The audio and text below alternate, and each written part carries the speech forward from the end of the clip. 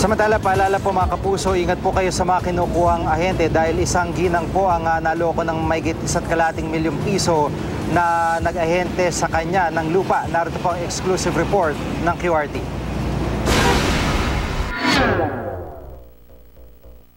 Ito ang lupain ni Rosemary Presa sa Commonwealth, Quezon City. May lawak na 4,000 square meters. Taong 1976 pa nang mabili niya ito. Noong 2013, nagdesisyon si Presas na ipaayos ang titulo nito para maibenta, kaya humanap siya ng ahente. Doon niya nakilala si Jovelita Cabarle Isip. Sa kanilang contract of agreement, nagkasundo ang dalawa.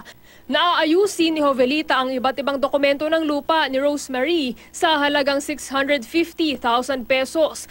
Mababawi din naman daw ito dahil ang lupain kaya rin daw hanapan ng buyer ni Jovelita sa halagang 20 million pesos. Dahil sa matatamis na pangakong ito, unti-unting iniraos ni Rosemary ang pambayad. Pero sa paglipas ng mga buwan, palaki raw ng palaki ang hinihingi ni Jovelita. Tila na-hypnotize umano siya at naging sunod-sunuran sa mga hiling nito hanggang sa umabot na sa 1.5 million pesos ang naibigay niya rito. Nitong nakaraang buwan, usapan daw ni na Rosemary at Jovelita na iti-turn over na sa kanya ang mga papeles ng lupa at ihaharap na rin ang mga buyer nito.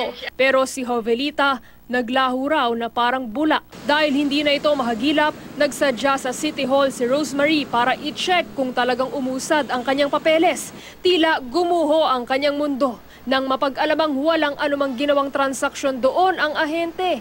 Dahil sa insidente, nagsampa na si Rosemary ng reklamong estafa at swindling laban kay Jovelita. Hindi man daw maibalik ang kanyang pera, dasal niya ngayon na sana'y lumitaw na ang suspect at hindi na makapanloko pa ng iba. Sinubukan ng QRT na tuntunin at makipag-usap sa suspect pero wala siyang sagot sa aming mga text at tawag.